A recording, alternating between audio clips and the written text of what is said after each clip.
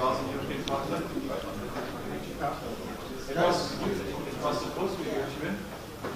The topic I think is the same, but without the project, which is also okay. Linus is from ABB. As we know, heavily involved in the sector. The second talk is going to be given by Maria on performing arts. Okay? So Linus, the floor is yours. I give you that in a moment. Yeah, thank you. Thank you for the introduction, and thank you also for the invitation to this event and to Kings. I appreciate it a lot. Thanks a lot. My name is Linus Thrybom. I work at ABB Corporate Research in Sweden, in Västerås. I'm a manager of a group of researchers in industrial IoT, and we include 5G in that, and that's why I'm here today. I will start with a short introduction on ABB. I don't think you know so much about it, so I'll start with that. Then going through some applications we have, also for the process industry, but I'm focusing more on the power side, as there is a large or a big evolution ongoing there at the moment. And in the end, I will summarize into some requirements, some discussion, input for your research challenges onwards. So first, 2 slides on ABB. I hope you can stand that as corporate slides. So ABB, what do? We work in power and automation. It's a key takeaway from this slide. As well as we are a large company, over 100,000 people in over 100 countries over the world, globally. Our customers are in utilities, in the industry, as well as in transport. And some more details on that. On the power side, we are number 1 in transmission and distribution offerings. We have a large install base, even the largest install base in the world of equipment. On the industry and transport side, we are working with electrification products, automation, discrete automation motion, and also process automation. We're number 1 in DCS. DCS is distributed control systems, meaning, for example, controlling oil and gas platforms, chemical plants, steelworks, paper plants, etc.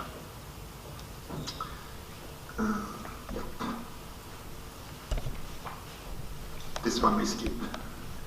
If you have more questions later on, maybe you can pick me up later on. Going into a little bit on the application side, an overview of those. We have, for example, generation of power. Here you need to automate the plant for that. On the energy side, you need to have automation of substations. You need to manage your network, your transmission, your distribution of energy. On the industrial automation side, you have process automation, you have factory automation, and we also have including building automation as one area. What is common between these areas is that they are different in requirements. Building automation, for example, have very relaxed requirements when it comes to timing and the response times. If you press the light button, it doesn't matter if it's light on after 100 to 200 milliseconds. But when you go into power generation, energy distribution, and also plant control, then cycle times down to 10 milliseconds could be in use. That also means that your data needs to be there when you use them in your controller. If you miss, and if you have a deadline miss, then your data cannot be used in the control loop, and you get, first of all, you get poorer performance out of your production, so poorer quality, and in the end you need to shut down maybe the production line if you fail on the delivery times. Also something to mention on large power plants, process plant, is that they may include up to 20,000 sensors or I signals, maybe hundreds of controllers, which are maintaining control loops. And then you have high-level systems on top of that, which provide planning for production, raw material planning, etc. on a high level. Okay, typically all these is done with wired communication, traditional field buses, serial field buses, since 70s, 80s, are still in very common use. I think over 50% is still in that using traditional field buses. Ethernet-based field networks has been raised the last 10 years maybe, and now the last year is also getting more and more interest from customers on wireless solutions. Mainly in building automation. Here you have the consumer market is close to us, and here it's a bit easier to understand that you need to have wireless solutions maybe. But the same needs are coming now also in the process industry and in the energy side. So why should we now switch for using wireless solutions? So our customers have actually started to understand that there is a value in going for wireless connectivity. For example, one keyword is industrial WSN, so wireless sensor networks, is something that we are using for sensors in our control systems. The interest for our customers is lower cost. If you want to add a sensor, add some control sensor, then it's easier to add it wirelessly than to hook on a new cable and test the cable, maintain the cable, and etc. It also supports scalability and flexibility. You can move this sensor within your production plant in a more easy way. Also, you may find out that adding a couple of new sensors or actuators, you can actually add new applications in your factory plant. You can optimize something, you can get better productivity out of your process. Also, if you look into people working in the factories, you can remove people away from hazardous areas. So safety is highly on the agenda for our customers as well. And if you can move people out of the dangerous areas, it's also very much appreciated. And here wireless will be one of those enablers. Okay. Here is an example from today, from process side. Also mentioned with the sensors. We are using a couple of different standards. Wireless HART is one of them, which we are supporting.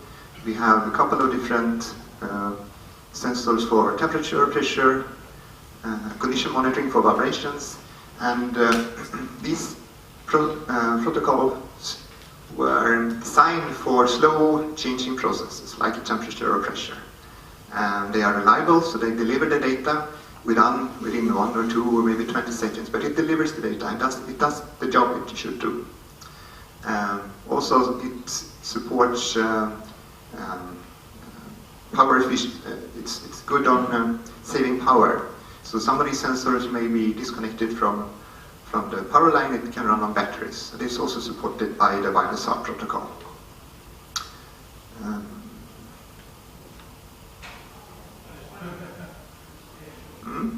Looking into the future a little bit, and one example here in the process domain is for future of mines. What I mentioned before of having more secure places for people to work is something that is highlighted here. So instead of having people working in a machine or very close to the machine, our customers want to move people sitting in more fancy or nice control rooms, offices, and run the machines remotely. As well, you want to move the production process closer to the ore, closer inside into the mine, and to minimize the transport. And one key thing is that you want to make it more safer for people. Actually, here is one area where we have done a demo together with Ericsson. We presented at Mobile World Congress in February a robot that was set up in Sweden, and it could be remotely controlled with haptic feedback from the Barcelona fair. It gives you an idea on what you can do and what can be expected, I think, for the future of remote control of machines, etc. And this demo will be shown next week, I think, somewhere in London on a 5G event we have here, if you want to see it live. Okay, main part, power grids. Traditionally, the power grid has been connecting the large power plants, water or nuclear, on one part of the country to the different consumers or industries spread out in the country. Traditionally, it has been one flow of energy, and in the end, grids that leave, so to say, of this network, we have been connected our buildings then. But this is changing now. We are integrating renewables. We are starting to set up microgrids to start to disconnect parts of the network. They can manage their own energy consumption and generation. We're also starting to add electrical vehicles, so kind of mobile storages, and also energy storage is something that is coming up more and more. So this is changing a lot, the power grid, how it is built up and how it can be run and operated. Also going back to how it is done today then, also here, traditionally or dominantly wired solutions. Monitoring, same as in the processes, but also control and protection. Monitoring is sometimes you can find some wireless solutions for that as well, but it's quite rare. Most of the time it's not even the far end leaves, let's say, the far end substations are not even connected today. If to detect an outage, a failure on your electrical grid, the operator is sometimes trusting that the people living there are calling in and telling them, I don't have any power today. Control, similar to process, you want to control your network, you are starting up power plants, part of the power plants, you are controlling your storage, you are controlling different parts of the network. And additional thing when it comes to the power grid is protection.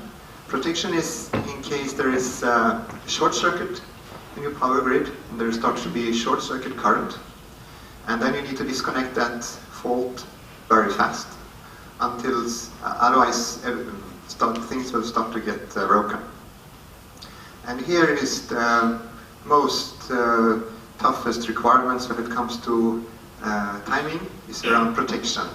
In the distribution part, so that's in the cities, in regional areas, etc., then maybe 50 or between 20 and 50 milliseconds is the latency that we have been looking into. But if you look to protection on the national grid, so the high voltage grid, then it's much less. Say 5 milliseconds, maybe something like that. But in this case, the latency is not really the important thing. It's important, but the key thing is the reliability. You want to be very, very sure that the data that you are sending is also received by the receiver. Otherwise, you cannot build your application on that timing. So the reliability on the communication is here key. And for the distribution part, the 99.99% reliability has been set to be enough.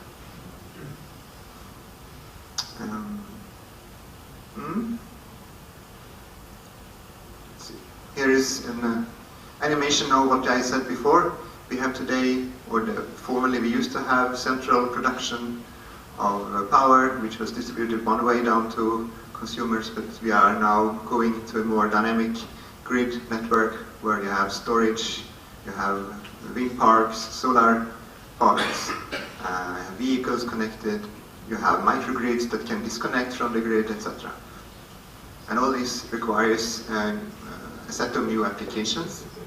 And here I think 5G has a good fit. It seems to require to provide those quality of service attributes that we are looking for. It seems to provide also the wide area requirements that we are looking for compared to a process plant where everything is within the plant usually. So I think it has a good and interesting match there.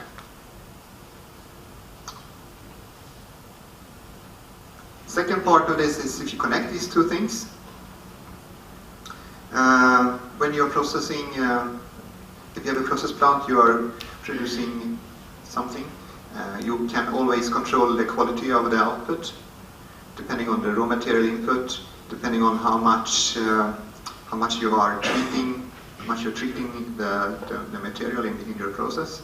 And this also has some cost when it comes to energy. So taking into account that you want to maximize your production depending on what energy you have available comes an interesting control question here, I think. It's called demand response, and this requires also for our buildings and homes that in case there is not enough of energy, the operator is maybe allowed to disconnect some parts of your appliances at home, but as well let the industry to change their process to some less energy requiring process, producing maybe something with a lower quality, but still they know that tomorrow the energy will have, they will buy the energy tomorrow for this high quality product instead. To summarize this a little bit, we have today for the distribution part of the power grid, very simple automation. You're looking into outages, you run your staff on fixing those problems that you know about, but it's done in a quite simple way. On the primary network, the primary substation side, on the other hand, it's much more advanced, and it's including protection, control, and monitoring fully. But as I said, since we are adding the renewables and the storages and new behaviors of people in this part of the network, this is where we need to expand both applications and connectivity. And these are listed here. A couple of new applications, for example, demand response management, what I mentioned before, manage the voltage, control your distributed generation, so optimize when should I use my storage batteries, when should I use the local solar or wind park I have in my area, etc. Protection and control, what I said, protection here is the most demanding application, which we have given as input to the 5G standardization. Okay, putting this into some research challenges. Safety and security are always important for our customers. They don't want to have a plant which sometimes may explode, not so healthy. I mentioned the latency and availability, reliability before. I think these goes very much hand in hand for us. So an average latency is not of interest. We need to know it for 99.99% of the time to have the data on time.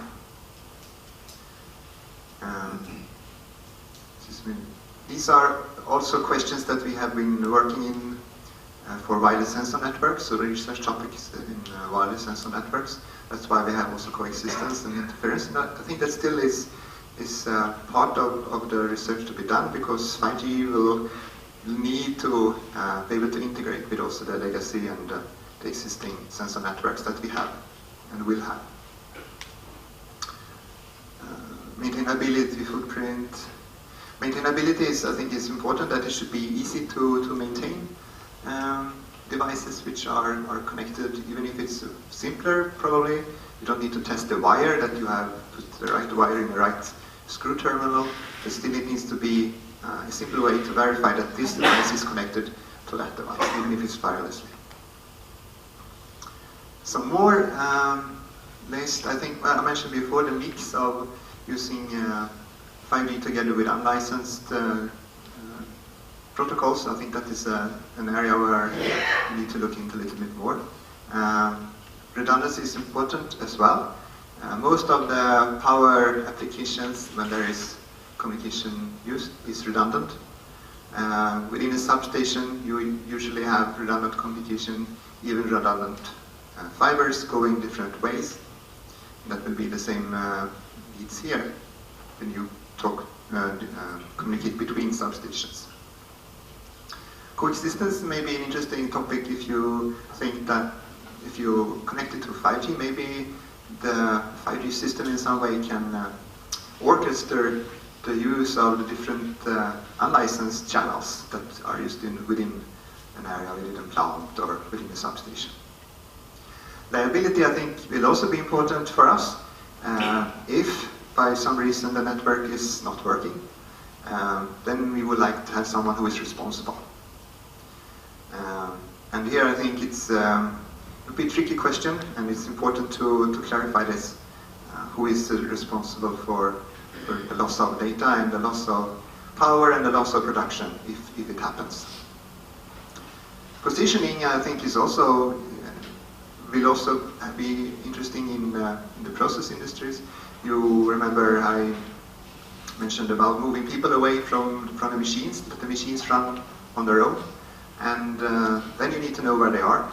You need to know where the equipment is, etc. And that's already in place, some positioning systems.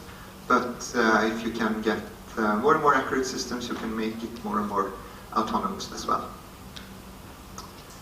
Time synchronization is something which has not been so much highlighted, but I think at least for the power grid, it's really trusting that to have synchronous time between the substations. Otherwise, you can not build a good protection application. So if there is a way to retrieve time synchronization from the mobile network, that would be very much appreciated for our applications. I mentioned before, dynamic system. This is also maybe more for the process industry, that the system is never ready. You add devices, you replace devices, and this must also be well supported by a network, by a communication solution. Okay, all of this, all of these things together now should not make it too complicated, because cost will be a very important factor as well. And for us in the heavy industry, we always have the possibility to use wires or the existing solutions, etc. And that will be our backup alternative. So don't make it too complicated, don't make it too expensive. Then it will not be possible to use it. Okay, that was all. Thank you.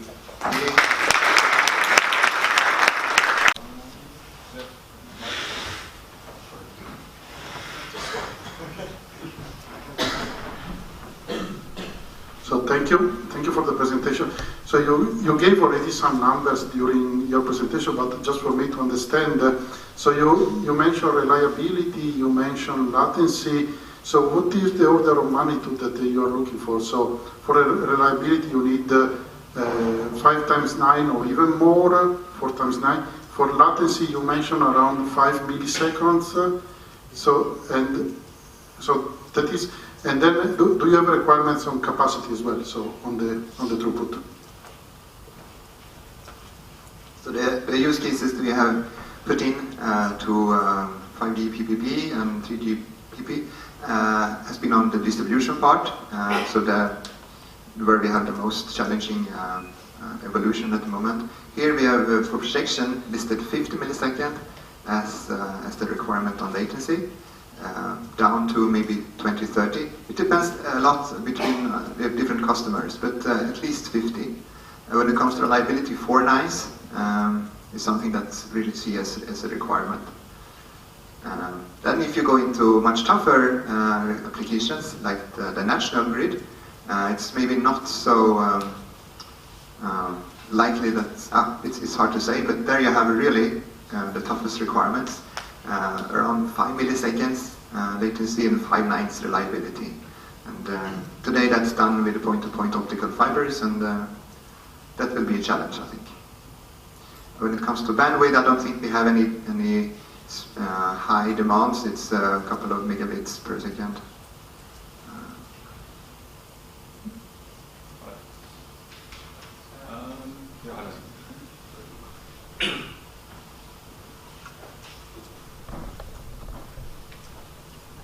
So when I see these presentations, I'm always wondering, where exactly do you see the role of the mobile operator?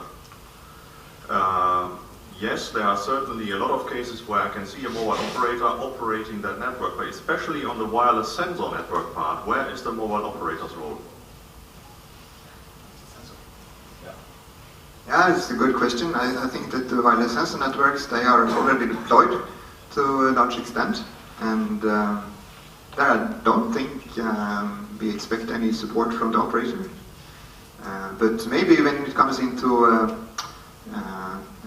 interference, and then maybe you can be able to help us to maintain which channels are used in which part of a plant or an area. That could be one way of a service from you. Otherwise, I think the operator, we would like to buy quality of service, point-to-point special agreement for delivery of data. Probably until the IoT gateway, and from there it's your business.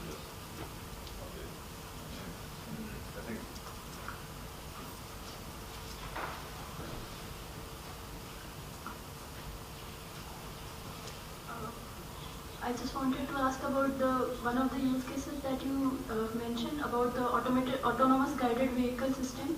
So are there any solutions from ABB already implemented, or it's still in the research phase? And if yes, then what kind of network it is using? ABB does not have any automated vehicles. There are mining companies who have vehicles working in the mine today, automated. And they are running wireless LAN, so Wi-Fi. Also, if you look into cranes, so harbors, crane systems, they also have automated vehicles running, pushing these containers back and forth on the harbor areas. I think that's also wireless LAN to a large extent, and GPS. Thank you, Linus, for your nice presentation. Just quite an overall question. I'm here. What do you think is the main motivation for your company to actually move toward this solution? Is it because you think you're actually losing energy somewhere in the network that is dissipated and you can actually save that energy so you run your network more efficiently? Or it is to better manage your network? I mean, what is the real, kind of, top, let's say, to motivation behind moving towards this, integration with communication methods? Towards what? Integrating with, let's say, 5G networks. And, yeah, it's cost. So we will get into that distributed grid network where you have lots of substations, lots of energy storage, lots of vehicles that we will have. And in worst case, we will have to put fibers between those substations.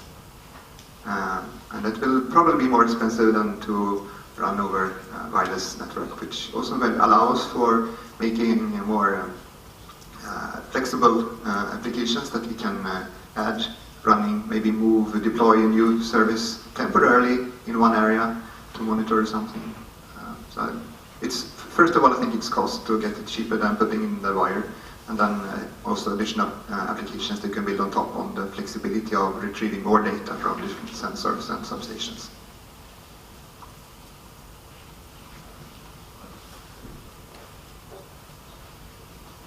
So, thanks very much for the presentation. The question I have is the following. From the use cases that you've been describing, it seems to me that quite a number of them could be satisfied by today's 4G networks. I mean, clearly you've set up other requirements in terms of reliability, latency, that are cannot be satisfied by today's network. So my question is, are these a corner case, or is it the majority of use cases? So could you satisfy most of your needs, like 90 or 95% of your needs with 4G, and 5G is just, a corner case for some very specific use cases?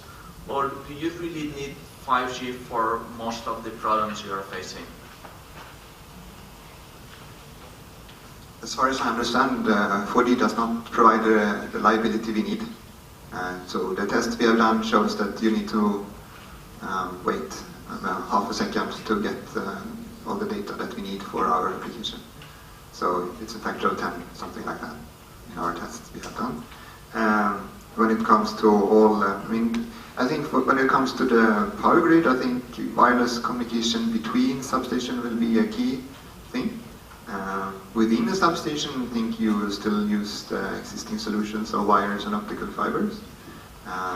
There might be special cases where you can put in some point-to-point links, but I think the wide communication between substation is the main case for distribution for energy grid. When it comes into process automation, it's a little bit tricky because then there you have really a large legacy system already installed.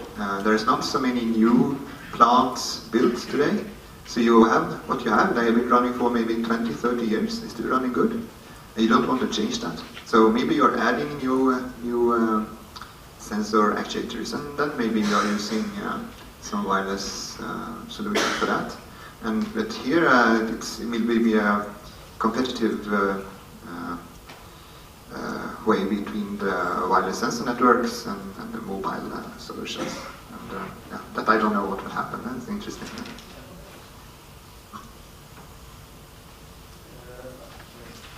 I would like to know if you have some confidence about security. I didn't see the information on the requirements. I have discussed about the liability, but the security of the network, I think it has to be a equivalent issue. Yeah, it's key. It's really key. Both for the power grid and for process plants, it's very high on the agenda. And today we have solutions for protecting the communication, and I assume we will continue to have that. But we are of course glad if as much as possible is achieved from the telecom side.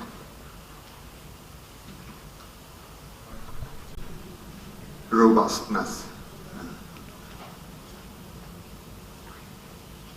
All right. Further questions from the audience?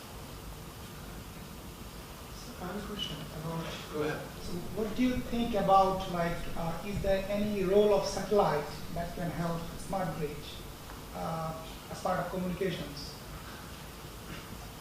Though we know that satellite has got high latencies, but it has got high reliability as well, and robustness as well, which smart grid people are looking for, and also it has the high security as well. So what is your opinion about that? Maybe when you look into rural areas, so when you have substations really far away from infrastructure, then it could be an alternative. But then you need to compete with a special fiber or wire as well. So I don't know, maybe.